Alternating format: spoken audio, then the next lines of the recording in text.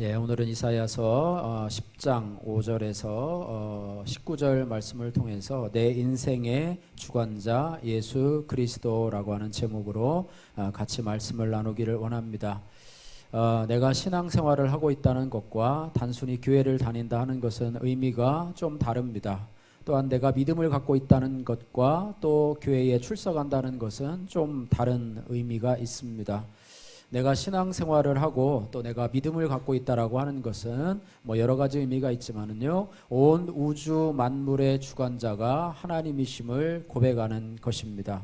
더 좁게 얘기를 하면 내 자신의 인생의 주관자가 내가 아니고 하나님, 곧 나를 위해서 십자가 피 흘려 주신 또 부활 승천하신 예수 그리스도이심을 고백하는 것입니다. 또한 내가 가는 인생의 걸음이 나에게 있지 않고 하나님 앞에 있음을 고백하는 것이 바로 내가 신앙생활하고 있고 또 내가 믿음 생활하고 있다, 이런 고백의 모습인 것 같습니다.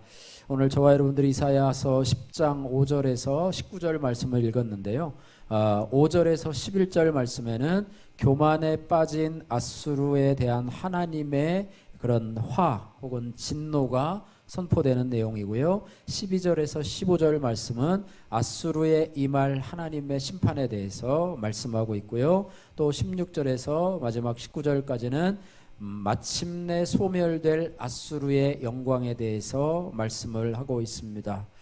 오늘 아수르에 대한 화, 또 심판, 이런 부분들에 대해서 이야기하고 있는데요. 아수르의 영토 확장과 또 멸망의 사건을 사람의 눈으로 보면은요, 하나님의 역사와 무관한 그저 단지 한 강대국이 겪게 되는 그런 흥망성쇠의 자연스러운 과정으로 인식될 수가 있습니다. 그러나 우리는 믿음을 가지고 또 신앙을 가지고 있는 우리는 우리의 역사를 바라볼 때 늘 구속사적인 관점으로 바라보아야 될 줄로 믿습니다. 이사야 선지자가 이 아수르를 구속사적 관점으로 바라보는데요, 아수르를 하나님의 심판을 세상에 전하기 위해서 하나님의 손에 들려서 사용된 도구라, 이렇게 보고 있습니다. 다시 말하면 역사의 진정한 주체가요, 이 세상을 지배하는 강대국이나 또 그들의 지도자가 아니고요, 바로 하나님이시라는 사실을 우리가 보아야 될 것입니다. 아수르는요, 이것을 알지 못하고 교만해서 전쟁의 승리가 자신의 힘과 지혜에 있다고 생각을 하고요, 자신들의 그런 지위를 인정하지 아니하고 도구에 불과한 자신의 그런 것을 인정하지 않고요, 심지어는 하나님의 자리를 호시탐탐 노리는 그런 모습을 보게 됩니다. 그래서 우리의 믿음의 고백은요, 항상 이래야 됩니다. 하나님만이 세상의 주권자이십니다. 한번 따라해 볼까요? 하나님만이 세상의 주권자이십니다. 다시 한번요. 예수 그리스도만이 내 인생의 주관자가 되십니다. 여러분 이렇게 고백하십니까? 이런 고백이 여러분에게 있기를 주님의 이름으로 축복합니다. 그렇게 해서 하나님께서 우리를 인정하시고요, 우리를 도구로 사용하실 때 우리는 어떠한 삶의 태도를 가지고 살아야 되는가, 오늘 본문 말씀을 통해서 살펴보기를 원합니다. 첫 번째로, 하나님께서 나를 인정해서 나를 도구로 사용하실 때 나는 나의 권한과 또 한계를 알아야 합니다. 한번 따라해 보세요. 나의 권한과 한계를 알아야 합니다. 네, 오늘 5절에서 7절 말씀, 이것을 생각해 가면서 같이 읽어보도록 하겠습니다. 아수르 사람은 화 있을진저 그는 내 진노의 막대기, 그 손의 몽둥이는 내 분노라. 내가 그를 보내어 경건하지 아니한 나라를 치게 하며 내가 그에게 명령하여 나를 도하게 한 백성을 쳐서 탈취하며 노력하게 하며 또 그들을 길거리에 진흙같이 짓밟게 하려 하거니와 그의 뜻은 이같이 아니하며 그의 마음의 생각도 이같이 아니하고 다만 그의 마음은 허다한 나라를 파괴하며 멸절하려 하는도다. 아멘. 예, 하나님께서 나를 인정해서 도구로 쓰실 때 나는 나의 고난과 한계를 알아야 되는데요. 이것은 하나님과 우리가 다른 존재라고 하는 것을 인식하는 데서부터 출발을 합니다. 하나님은요, 만물의 창조주가 되시고요. 나는 하나님의 만드신 피조물이라고 하는 사실이죠. 하나님은 우리들의 구원주가 되시고요. 나는 그분으로 인해서 죄와 사망으로부터 구원을 받은 존재가 되었다고 하는 것입니다. 그분은 전능하신 하나님이시만은요, 우리는 한 치 앞도 모르는 연약한 존재라고 하는 것입니다. 이것을 우리가 분명히 알고 인식해야 될 줄로 믿습니다. 제가 이런 고백을 할 때가요, 청년부 수련회를 가서 이런 고백을 했는데요. 대학교 아마 4학년 때인지 3학년 때인지 잘 모르겠어요. 그때인 것 같은데요. 그때의 프로그램 중에 하나가 이 유언장을 쓰는 그런 프로그램이 있었습니다. 종이를 나눠주고요, 그냥 백지에다가 볼펜 하나 가지고 유언장을 쓰라는 거예요. 25 정도 된, 24, 25 정도 된 청년이 무슨 유언장을 쓴다고 할 때 무슨 유언장을 쓰겠습니까? 결혼도 않고 그냥 장래에 대해서 불안한데, 그래가지고 유언장은 죽기 얼마 전에, 뭐 요즘은 뭐 미리 써놓는 사람도 있지만 죽기 얼마 전에 이렇게 쓰는 게 아닙니까? 그죠? 뭐 어떻게 삶을 살았고 내 재산은 뭐 어떻게 하고 뭐 어떻게 뭐 나눠주고 뭐 이런 거 쓰는 게 유언장인데요. 유언장을 써봤어야죠. 그래가지고 그때는 초신자 때 아니에요. 그래서 나의 삶을 이제 죽음이 얼마 남지 않은 거예요. 그런 관점으로 이제 유언장을 써가는데, 그런 삶 속에서요, 내가 내 삶을 이렇게 살아온 것을 보니까 하나님을 의지하기보다는 그저 내 힘으로, 내 방법으로 살아왔던 내 모습들. 그러니까 그 당시로 생각하면요, 제가 그냥 교회 열심히 다니고 그냥 교회 성가대도 봉사하고 교사도 하고 열심히 해서 그냥 이제 죽을 날이 얼마 남지 않은 그런 그냥 평범한 크리스찬으로 살아왔던 것 같아요. 그래서 그걸 보면서 우리 자녀들에게 유언을 하기를, 너희는 너희 자신을 의지하지 말고 살아라. 그리고 우리는 한 치 앞도 모르는 인생인데 하나님은 우리의 모든 가는 걸음을 아시지 않느냐. 그래서 그 전능하신 하나님, 목자 되신 하나님을 의지하고 가는 삶이 내 자신을 의지하고 내 자신을 이렇게 힘을 의지하고 살아가는 삶보다는 결과론적으로 볼 때는 100배, 1000배, 10,000배 나은 삶을 살아가게 될 것이다. 이렇게 하면서 그렇게 유언장을 쓴 경험이 있어요. 그렇게 하면서 그런 고백을 했더니요, 또 그 저녁에 그런 어떤 우리 기도회를 하면서 그때는 그런 고백만 했는데요, 이제 기도하면서 구체적으로 나의 남은 삶을 하나님 앞에 의탁합니다.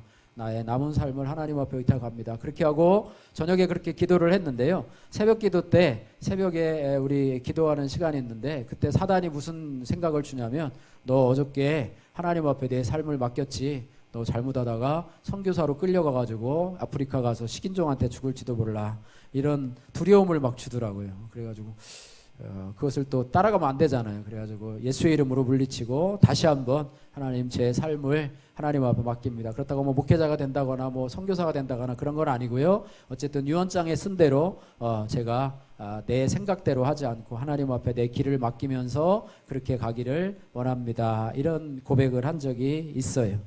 예, 그런 고백을 한 적이 있는데요. 어쨌든 하나님은요, 전지전능하신 하나님이신데요, 우리는요, 한 치 앞도 알 수가 없어요. 내 앞에 어떤 일이 전개됐는지도 알 수가 없고요. 아침에 잘 갔다 올게 하고 출근하던 그 남편이 저녁에는 그냥 싸늘한 시체로 병원 영안실에 누워있는 경우도 많고요. 하루에 어떤 일이 일어났는지를 우리는 알 수 없어요. 그냥 하나님 앞에 맡기고 살아가는 인생일 뿐이라고 하는 그런 고백이 있어야 되는데요, 나의 고난과 한계를 인정해야지만이 우리는 하나님 앞에 아름다운 도구로 쓰임받을 수 있다고 하는 것입니다. 이 앗수르는요, 자신의 고난과 한계를 정확하게 알지 못했어요. 왜 자신의 고난과 한계를 알지 못했냐 하면은요, 그 이유가 뭐냐면 교만했기 때문이에요. 한번 따라해 보세요. 교만해서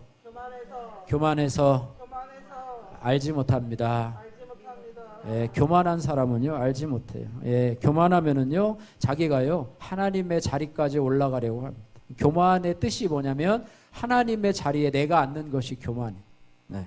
자신이 창조주가 되려고 하고요. 예, 될 수 있습니까? 안 되는데도 창조주가 되려고 하고요. 자신이 구원자가 되려고도 해요. 마치 전능하신 하나님처럼 되려고 그렇게 사람들 앞에서 나보고 신이라고 불러봐라, 나를 하나님이라고 불러봐라, 이렇게 하는 그런 성경의 인물들도 있죠. 예, 충이 먹어서 죽은 헤롯 왕과 같은 그런 사람입니다. 우리 자신도 마찬가지예요. 교만하면은요, 잘 나가면은 마치 자기가 잘나서 그런 것처럼 생각을 하고요. 내가 공부 잘하고 똑똑하면 내가 잘나서 그런 줄 압니다. 내 사업이 잘 되면 내 사업 수완이 좋아서 그런 줄 압니다. 내가 건강하면 내가 건강 관리를 잘해서, 식단 관리를 잘해서 그런 줄 알아요. 내가 사람들에게 인정받으면 내가 잘나서 그런 줄 압니다. 예, 그것이 바로 우리의 교만함이에요.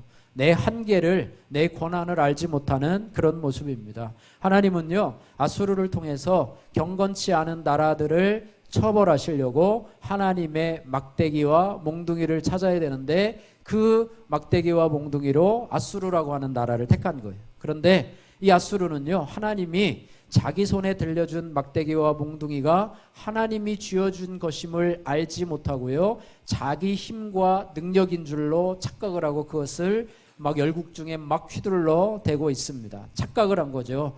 아수르의 승리는요, 하나님이 허락한 승리임에도 불구하고요, 아수르는 자신의 한계를 인정하지 아니하고 그 이상을 생각하고 넘보게 되었다고 그럽니다. 그 이유가 뭐라고요? 교만해서 그런 것이라고 하는 것입니다. 교만한 자의 특징이 뭐냐면 자기 권한 밖에 힘을 행사해서 하나님의 자리를 넘보려고 합니다.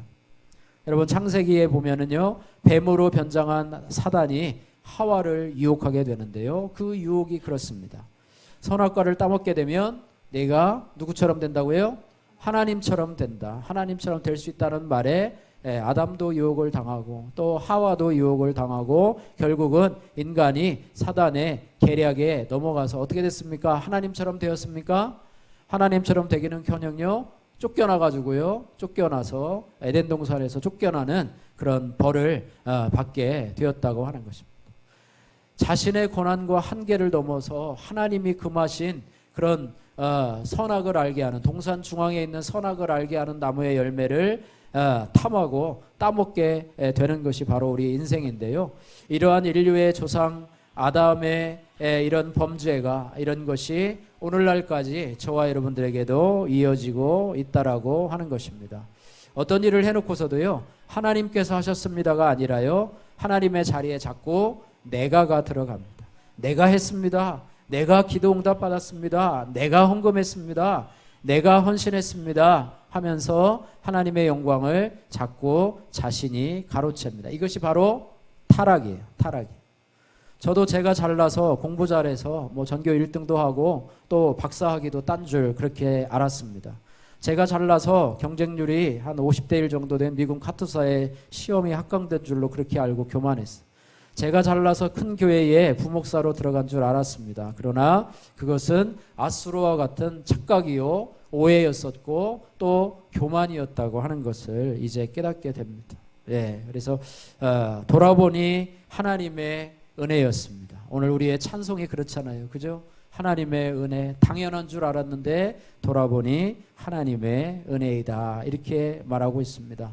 오늘 맥주감사절입니다. 여러분, 맥주감사절 설교를 들어야 되는데 저는 그냥 정해진 본문대로 이렇게 나가서 그렇습니다. 정해진 본문이 늘 비슷해서요, 설교 내용도 거의 비슷해요. 그래서 여러분들이 이 맥주감사절이 도대체 뭐냐? 맥주감사절은요, 이스라엘 백성들이 가나안 땅에 들어가서, 그죠? 광야 생활을 마치고 가나안 땅에 들어가서 농사를 짓게 되는데요, 첫 수확을 마치고 밀을 또 보리를 거두는 시기에 있었기 때문에 그 맥주감사주일은 밀과 보리 추수의 축제일로 불렸습니다. 그래서 가장 처음에 추수한 밀 이삭을, 보리 이삭을 하나님 앞에 드리는 날이 바로 맥주감사주일이었어요. 오늘도 어떤 목사님 보니까 맥주감사주일이라고 해가지고 추수감사주일처럼 똑같이 하셨더라고요. 우리 성결교 우리 고등학교 동창 목사님인데요, 제가 성경구절을 보냈더니 그 사진을 찍어 보냈어요. 그랬더니 여기다가 요즘 뭐 나오죠? 수박도 있고 참외도 있고 그 다음에 콩도 갖다 놓고 또 뭐 여러 가지 이렇게 갖다 놓으면서 이렇게 장식을 하셔서 이렇게 하셨더라고요. 예, 그래서 어떤 처음 익은 열매를 하나님 앞에 드리는 날인데요. 우리가 지키는 이 맥주감사 주일은요, 우리는 뭐 농사 지은 것이 없어 그렇게 하지는 못하지만은요, 한 해의 절반, 그죠? 6월 달까지 절반이잖아요. 그래서 한 해의 절반을 하나님 은혜 가운데 잘 보내게 하심을 감사하는 날이며, 또 우리가 어떤 곡물 대신에 하나님 앞에 예물을 드리면서 감사를 표현하는 그런 절기라고 볼 수가 있습니다. 여러분은 지난 6개월 동안 어떤 감사를 여러분 드리셨습니까? 아니면 아직도 생각해 보지 않으셨다고요? 여러분 집에 가셔서 한번 곰곰이 생각하시기를 바랍니다. 저도 이 설교를 준비하면서요, 6개월 동안 어떤 일이 있었나 한번 생각해 보고 감사하는 제목을 생각해 봤는데 두 가지가 떠오르더라고요. 하나는 작년 10월 달, 11월 달부터 했던 이 전자공구의 이 발열 체크. 참 제가 자원한 것도 아니고 어떻게 해서 어떻게 정말로 우연한 기회에 그곳에 같이 가게 되었는데요. 올해 3월 달에 또 다시 연락이 와서 또 3월, 4월, 5월, 6월 뭐 이렇게 지금까지 하게 됐는데요. 이것을 하면서 감사한 일은 뭐냐면 매일매일 우리 아이들 참 피곤하고 지치고, 요즘 아이들은요 학교에 가는 게 기적이잖아요. 그죠? 거의 밤을 새요. 게임하느라고 밤을 새고요. 그렇게 하고서도 학교에 꾸역꾸역 오는데요. 막 인상을 쓰고 오는데 우리들이 인사할 수 있다는 거, 서로 안부를 묻고 어서 오라고 하면서 우리의 분위기를 좀 조정한다는 거. 옛날 초등학교 때는 막 행진곡도 틀어놓고 음악도 틀어놓고 해가지고 분위기를 띄웠잖아요. 근데 고등학교는 음악을 안 틀어놔요. 그래가지고 분위기가 쫙 가라앉아요. 그래가지고 우리 둘이 가가지고 분위기 메이커를 해요. 그리고 또 거기에 선생님들, 교직원들하고 매일매일 우리를 거치지 않으면 한 사람도 거기에 들어갈 사람이 없어요. 그래서 이제는 교장선생님도 알고, 교감선생님도 알고, 행정실장님도 알고, 특수교육 선생님도 알고, 모든 선생님들 다 알아요. 잠깐 지나가는데 그분이 어디 살고 또 어떤 고민을 갖고 있고 이런 것도 순간순간 물어보다 보니까 서로 알게 되고, 또 같이 이제 한 분씩 교대로 같이 이렇게 우리하고 같이 서거든요. 그러면서 형편도 알고 사정도 알고 학교 사정도 알고 그러면서 기도하게 되고, 이런 부분들이 너무너무나 감사한 하나님의 은혜의 선물이다 이렇게 하고, 또 코로나가 그 중에서 또 한 명도 안 걸렸어요. 한 명도 안 걸리고 지금까지 전자공구가 그대로 잘 유지되었던 것도, 또 우리가 또 새벽마다 또 기도하는 것도 하나님, 우리도 축복이지만 그들도 우리를 거기에 오게 한 것도 하나님의 그들에게 복이 아닌가 이렇게 생각이 되고요. 또 하나는 요즘에 제가 이제 내일이면 이제 양육이 끝나는데요. 이 세미나, 그것도 제가 하려고 한 게 아니에요. 저는 요즘에 이제 기운이 없어서 세미나 다니고 이런 것에 대해서 아주 그냥 닭보듯 합니다. 그랬는데 전에 왔던 부목사님이 하도 그냥 하라고 돈도 내준다고 막 이래가지고 할 수 없이, 그거는 우리들 교회 목욕탕 세미나는요, 이 기피 대상이거든요. 거기 가면 다 빨가벗겨진다, 죄를 고백해야 된다 이래가지고 안 가려고, 어떻게 하면 안 가려고 그러는데 돈 줘도 제가 하면 안 갔을 거예요. 근데 어떻게 끌려서 할 수 없이 갔는데, 그것이 저의 목회를 돌아보게 하고, 또 그동안 제가 옳다고 생각하던 것들을 돌아볼 수 있게 되고, 또 저의 죄를 또 말씀으로 해석할 수 있는 그런 계기가 되어서 이제는 사모님도 추천을 하고, 또 뭐 그런 좋은 그런 계기가 되어서 이 두 가지가 저에게 그냥 감사한 일이 아니었던가. 그리고 또 그거를 하면서 좀 두 가지를 하면서요, 제가 많이 부지런해졌어요. 전에는 운동하면서 또 시간을 절제하지 못했는데 발열 체크를 하면서요, 그냥 새벽기도 끝나고 한 게임 정도 하면 갈 시간이 다 됐어요. 제가 7시 15분에 나와야 되기 때문에 빨리 나와야 되고, 또 끝나면은 또 교회에 오게 되고, 또 교회에 와서 또 여러 가지 일을 하게 되고, 또 이번 일을 통해서 5주간 동안요 너무너무나 바빴어요. 어저께도 과제물을 오늘 새벽까지 내야 되거든요. 밤에 11시 넘어서 들어갔어요. 매일매일 와서 도시락 싸갖고 와서 하고 이렇게 하면서요, 어쨌든 마무리를 잘 하게 되는데, 어쨌든 감사했습니다. 여러분들도 어쨌든 6개월 동안 어떤 일이 감사했는지 생각해 보시고, 아니면 글로 기록해 보시고 하면은 좋을 것 같습니다. 그래서 우리는요, 이게 교만한 것보다 나 자신의 한계를 알고 나 자신의 고난을 알고 이러면서 하나님 앞에 감사를 해야 되는데, 특별히 그것은 뭐냐면, 하나님이 우리에게 능력을 주시고 또 믿음의 분량을 주셨는데요, 마땅히 할 수 있는 일에 최선을 다해. 하나님이 나에게 맡겨주신 일에 최선을 다하고요. 내가 피조물로서 또 구원받은 자로서 생각해야 될 그 이상의 생각을 멈추고 하나님께 도달하려고 하는 그런 엄청난 저주받을 생각을 품지 말아야 된다라고 하는 거예요. 그래서 우리가 마땅히 생각해야 될 그 이상의 생각은 하나님께 속한 부분이기 때문에 내가 품지 말아야 되고요. 그래서 우리가 늘 조심해야 되는 것이 바로 교만함입니다. 교만함, 또 경건치 않음이고 그런 자들에게 하나님이 미워하시고 대적하시고 심판하는 대상이 있다라고 하는 것입니다. 우리는요 각자의 역할이 있어요. 교회도요 설교하는 제가 있고요, 또 봉사하는 자, 구제하는 자, 또 악기를 연주하고 또 꽃꽂이를 하고 또 컴퓨터를 다루고 또 지금은 안 하지만 식사를 담당하고 또 예배에 참석하고 또 새벽기도에 참여하고 여러 가지 역할들이 우리에게 있어요. 그 역할들을 잘 감당하면 되는데요. 이것이요 자기의 권한과 한계를 뛰어넘다 보면 서로 간에 다툼이 일어납니다. 교회 다툼이 일어나는 주요한 원인이 뭐냐면 목회자와 동등하려고 하고 또 목회에 도전하려고 하는 이 장로님들과 서로 다툼이 일어나서요 법정 싸움까지 가고 그런 교회들을 제가 여러 번 주위에 있는 교회들도 많이 바라보게 됩니다. 우리에게 주어진 일들을, 나에게 주어진 일들을 하나님께서 나에게 맡겨주신, 하나님께서 나에게 쓰임받게 해주신 거기에서 하나님 앞에 충성하면서 믿음으로 나가면요 절대로 서로 간에 대적할 일이 없어요. 대적할 일이 없고 하나님이 주신 질서에 순복하고, 목사님도 하나님 주신 그런 감동함에 따라서 순종하고, 여러분도 그 감동에 대해서 함께 순종하면서 우리가 동역자로 함께 나간다고 한다면 서로 다투고 분쟁하고 이럴 일이 서로 없습니다. 그래서 위로는 하나님의 주권에 순복하고요, 우리가 피차 서로는 인정하고 복종하고 서로 간에 이렇게 하는 것, 이런 부분이라고 하는 것입니다. 그래서 내 안에 아수르는 뭐냐? 교만하려고 하는, 하나님처럼 되려고 하는 그런 마음이라고 하는 것입니다. 여러분 그런 예를 보는데요, 식당에 가서요 종업원들에게 막 함부로 하는 사람이 있어요. 막 반말로 하고요. 뭐 일로 와봐, 뭐 반찬 좀 왜 이래, 뭐 하면서 막 반말로 하는데 왜 그렇습니까? 자기가 돈을 내고 사 먹는다고 해서 그걸 가지고 유세를 부리는 거예요. 종업원들을 함부로 대하는 이런 교만해서 그렇습니다. 직장에서도요 남자라고 해서 여성들을 무시하는 그런 사람들이 있어요. 남성 우월주의자로, 그렇지, 겸손하지 못하고 같은 동등한 하나님의 형상으로 창조받은 자라고 서로 높여주고 존중해야 되는데 그렇지 못한 사람들이 있어요. 또 부모들은요 자녀들을 성적을 가지고 또 학대하는 그런 경우도 있습니다. 자녀도요, 부모도 자녀도 부모에게 맡겨준 하나님의 선물이지요.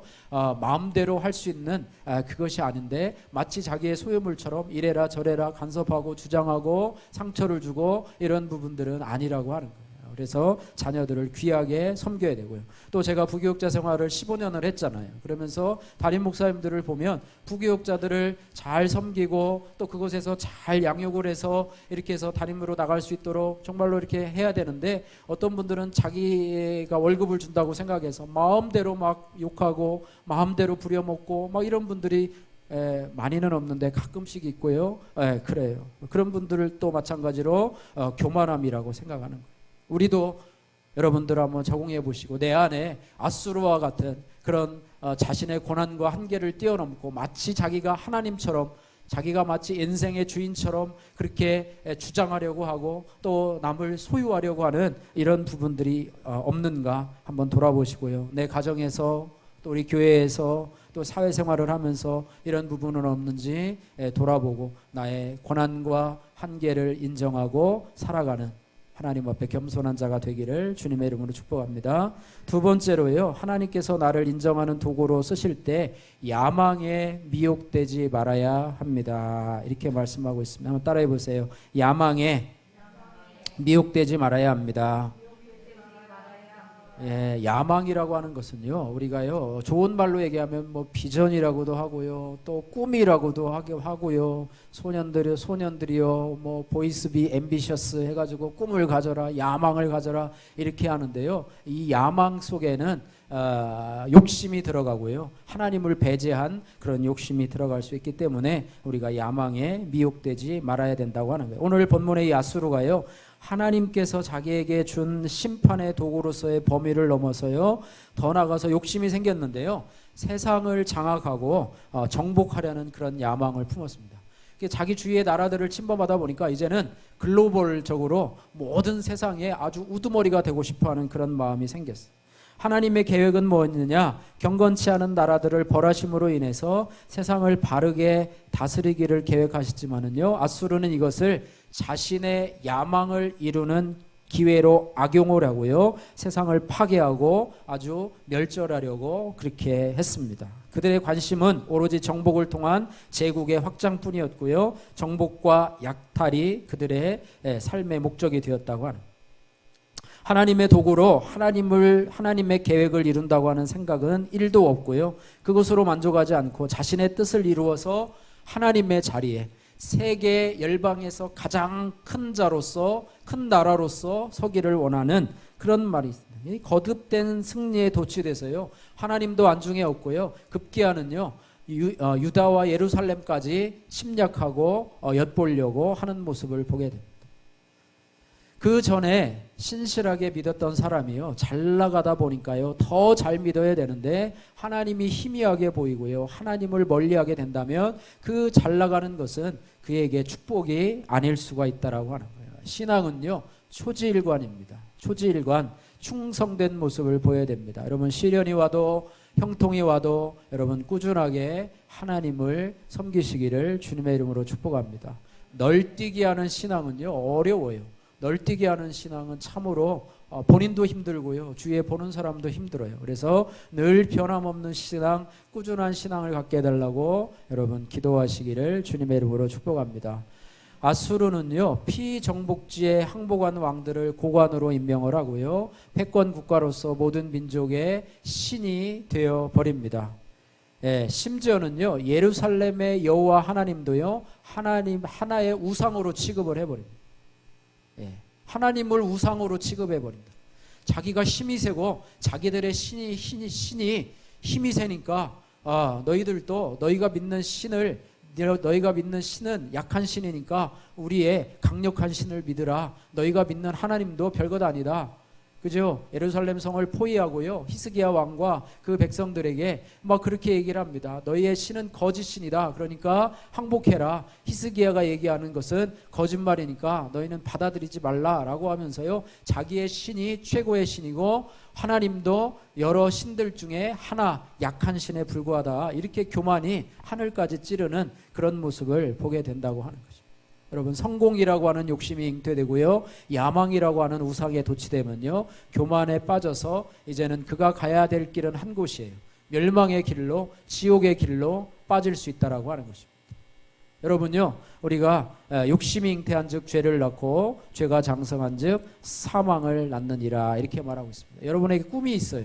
여러분에게 비전이 있어요. 여러분이 뭐가 되고자 하는 그죠? 어떤 직업을 갖고자 하거나 아니면 어떤 자격증을 합격해 가지고 어떤 그런 직업에 내가 가서 좀 안정되게 돈을 벌고 그 다음에 더 꿈을 이루어서 내가 더 공부를 하고 남을 가르치는 뭐도 되고 이렇게 해서 꿈과 야망이 있는데요, 그 꿈이 내 욕심을 이루는 수단이 되고자 한다면 그것은 바로 아수르와 같은 하나님의 기회를 자신의 기회로 빼앗아서 자신의 욕망을 성취하려는 도구로 사용할 수밖에 없다라는 것을 기억하면서요, 여러분의 꿈이 이루어지는 꿈이 하나님을 위한 도구로 사용되기를 지금부터 여러분이 소원하시기를 주님의 이름으로 축복합니다. 그래서 우리는요, 잘 나가고 있다 할지라도요, 내가 스스로 주인 노릇을 하지 않아야 되고 늘 위에 계신 창조주 하나님, 구원의 하나님, 전능하신 하나님, 심판의 하나님이 있음을 늘 기억하고 살아야 될 줄로 믿습니다. 또한 내 이름을 내는데 여러분이 혈안이 되면 이것은 죄로 갈 가능성이 많기 때문에 하나님 앞에 늘 영광을 돌리고 하나님의 영광을 위해서 살아가는 그런 부분이 있어야 될 것 같습니다. 적용하면은요, 나는 쓰임 받을 때 혹시 내 야망이나 성공이라고 하는 욕심에 빠져 있지는 않은지 여러분을 돌아보시기를 바랍니다. 세 번째로, 하나님께서 나를 인정해서 도구로 사용하실 때 낮은 데 마음을 두어야 합니다. 따라해 보세요. 낮은 데 마음을 두어야 합니다. 오늘 12절에서 15절 말씀 같이 읽어보도록 하겠습니다. 12절에서 15절. 그러므로 주께서 주의 일을 시온산과 예루살렘에 다 행하신 후에 아수르 왕의 완악한 마음의 열매와 높은 눈의 자랑을 벌하시리라. 그의 말에 나는 내 손의 힘과 내 지혜로 이 일을 행하였나니 나는 총명한 자라 열국의 경계선을 걷어치웠고 그들의 재물을 약탈하였으며 또 용감한 자처럼 위에 거주한 자들을 낮추었으며 내 손으로 열국의 재물을 얻은 것은 새 보금자리를 얻은 것 같고 온 세계를 얻은 것은 내 버리나를 주음 같았으나 날개를 치거나 입을 벌리거나 지저귀는 것이 하나도 없었다 하는도다. 도끼가 어찌 찍는 자에게 스스로 자랑하겠으며 톱이 어찌 켜는 자에게 스스로 큰 체하겠느냐. 이는 막대기가 자기를 드는 자를 움직이려 하며 몽둥이가 나무 아닌 사람을 들려 함과 같음이로다. 아멘. 예, 아수르는요 12절에 남유다를 심판하는 도구로 사용됩니다. 그런데 하나님은 돌연히 예루살렘을 아수르를 통해서 징계한 후에 이제는 아수르의 교만도 심판하겠다고 선언을 하고 있습니다. 하나님의 주권과요 아수르의 절대 권력이 충돌을 하게 돼요. 서로 부딪히게 돼요. 서로요 어떻게 보면 아수르가 자신의 한계와 능력을 한계와 어떤 이런 권한을 인정하지 않고 하나님의 자리에 오르려고 하다 보니까 이거 봐라 이거 봐라 야수르가 자꾸 올라오는 여러분 바벨탑 사건 알잖아요, 그죠? 하나님이 하늘에서 보니까 이 바벨탑을 쌓는데 이 심상치 않아요. 자꾸 하늘 꼭대기까지 올라가자 하고 바벨탑을 쌓아서 막 구름 위에까지 올라오는 것을 보면서 이것들 봐라 그러면서 하나님이 어떻게 합니까? 언어를 혼잡하게 해가지고 바벨탑을 무너뜨리게 돼요. 아수르가 점점 교만해서 올라오다 보니까 이게 그러면서 나의 권위까지도 침범을 하고요. 하나님도 약한 우상 중에 하나다. 우리가 섬기는 신이 최고의 하나님이고 너희가 섬기는 하나님은 우상의 하나에 불과하다. 뭐 이렇게 하면서 막 치고 올라오니까 하나님이 그러냐 너희가 예루살렘을 이제는 침범한 후에 내가 너희에게 심판의 손을 들겠다 이렇게 선언을 하고 있습니다. 예, 아수르는요 자신을 총명한 자 용감한 자로 자신을 높여 부르면서요 거들먹거립니다. 내가 이런 사람이야 까불지 마 뭐 이런 뭐 찬양도 있잖아요, 그죠? 예, 나 이런 사람이야 알아서 기어 뭐 이런 찬양도 있는데 예, 그런 것도 있잖아요. 그런 것처럼 자신을 총명한 자로 용감한 자로 거들먹거리. 예, 그리고 그들은요 자신의 지혜로 정복민과 피정복민을 뒤섞어서 강제 이주시키는 혼혈 정책을 써서요 민족들의 고육성과 정체성을 말살하는 방식으로 통치를 합니다. 나름대로 머리를 쓴 거죠. 일제 강점기 때도 그랬잖아요. 일본 사람들이 와서 창씨 개명을 해서 성을 막 바꾸고요. 일본 이름을 막 우리에게 막 지어주잖아요.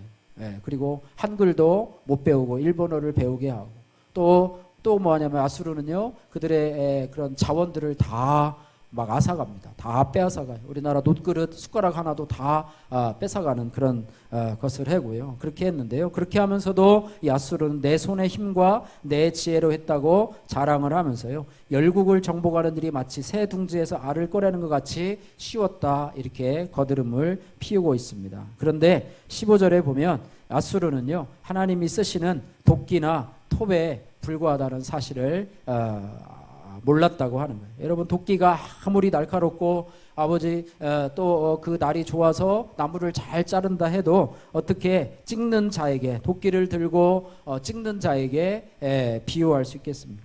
톱이 아무리 잘 든다고 해도요 켜는 자와 어떻게 비교할 수가 있겠습니까?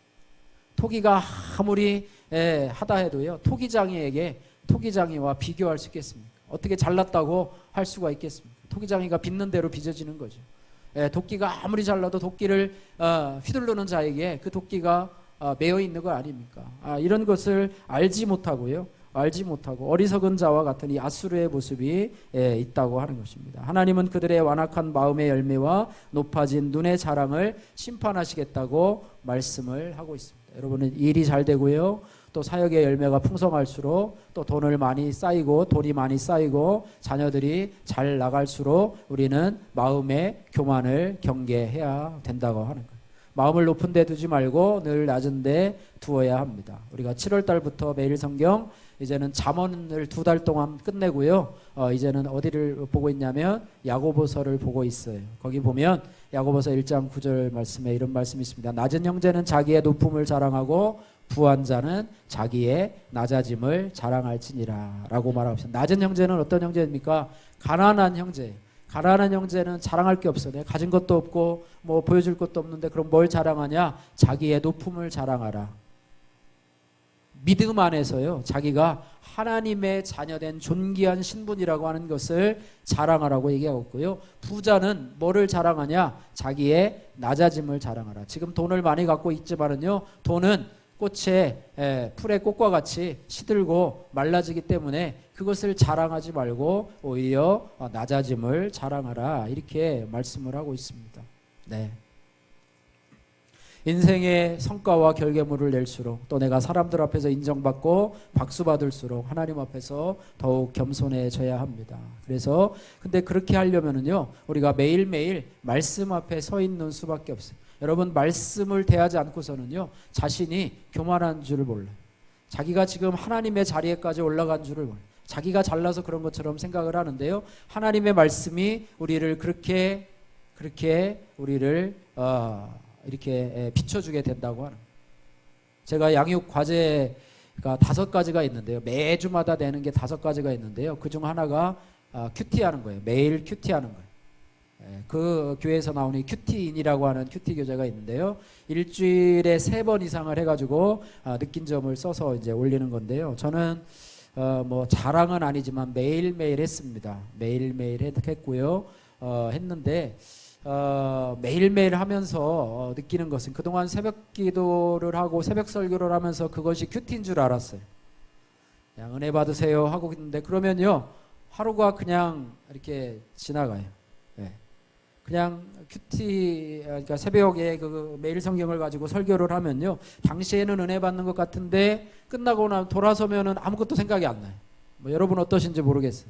그걸 가지고 여러분이 막 이렇게 은혜를 받을 때도 있어요. 좋은 말씀을 갖고 묵상을 하면서 끝까지 그걸 가지고 하루 종일 이렇게 하면서 적용하라고 하면 그게 진짜 큐티하는 건데요, 그렇지 않고 두리뭉실 해가지고 끝나고 나면 이렇게 되는데요, 이 묵상은 뭐냐면 개인적으로 자기 자신을 돌아보고 또 자기 자신을 말씀에 비추어 봐가지고, 아, 내가 지금 이런 부분이 잘못됐구나, 또 이런 부분이 내가 정말 죄가 있구나 라고 하면서 자기 스스로 이렇게 하는 것인데요, 그렇게 돼요. 그래서 이번 주면은 제가 끝인데 계속 하려고 생각 중에 있습니다. 생각 중에 있고 여러분도 기도해 주시기 바라고요. 또 저는 우리 교회를 출석하는 모든 성도들이 다 이렇게 개인적으로 큐티를 하고 말씀으로 묵상을 하기를 원합니다. 왜 이걸 안 하면 우리가 스스로 내가 교만한지, 또 내가 세상 가운데 빠져 있는지, 내가 하나님을 무시하고 있는지, 내가 지금 어떤 죄를 짓고 있는지 이것을 알 수가 없어요.